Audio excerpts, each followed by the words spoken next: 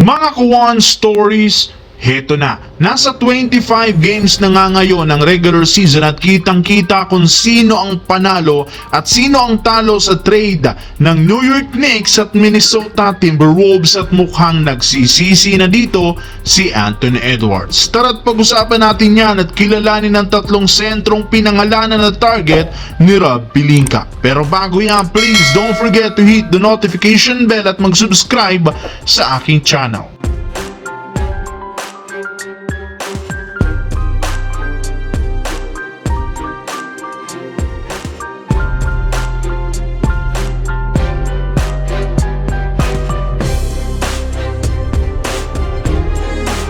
Simula nga po mga Kawan Story sa pagiging contender ng Minnesota last year, bumagsak nga sila ngayon sa pagiging isang play-in tournament ng kupunan.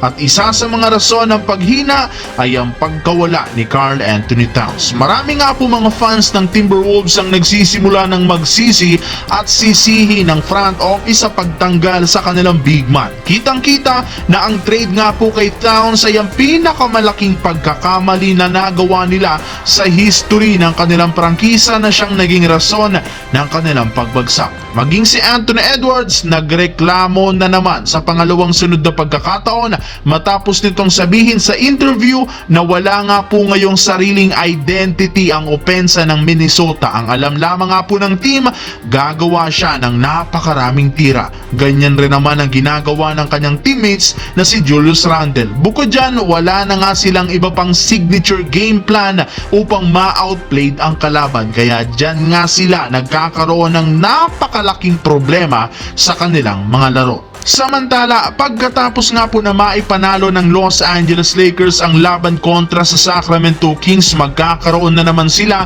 ng rematch bukas ng umaga at gaganapin ulit ito sa home court ng Sacramento. At bago pa magsimulang laro, inanunsyo na ng Lakers na out dito sina Jackson Hayes, Christian Wood, Jared Vanderbilt at si Jalen Hood-Schifino. Ibig sabihin, undermanned na naman ang front court, kaya unti-unti na nga pong nawawala ng pasensya dito ang management ng team. Sa katunayan, plano na nga po ni Rob Pelinkang gamitin sina Christian Wood at Jackson Hayes bilang asset sa gagawing trade. Hindi rin naman sila magkakaproblema kung sakaling tanggalin nila ito dahil meron nga sila ngayong tatlong pinangalan ng bagong sentro na susubukang kunin na sina Jonas Valanciunas ng Washington Wizards, Nikola Vucevic ng Chicago Bulls at si Walker Kessler mula sa Utah Jazz. As of today, ongoing pa nga po ang negosasyon ng Lakers sa mga nabanggit na teams at kung sino sa kanilang makakasundo ni Rob Pelinka siyang makukuha